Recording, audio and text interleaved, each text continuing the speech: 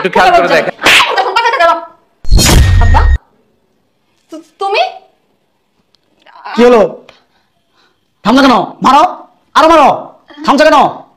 মারো না কেন? আমার আব্বা। তো কি হয়েছে? মারো, আরো মারো। তুমি না বলে তোমার মারে নিয়ে আইছো। চুপ, আরো দাও। থামে গেছো কেন? আসেন মা, আসেন আসেন, বসেন এখানে, বসেন মা, বসেন। কি ব্যাপার? বসেন। তুমি কাকে ধরে নিয়ে আসছো? আরে তোমার কাছে তো আমার বলতে মনে নাই।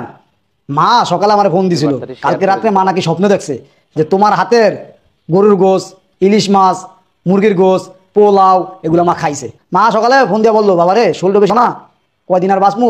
স্বপ্নে এগুলো দেখলাম যে বৌমায় রান্না করে আমার আদর করে খাওয়াইতেছে।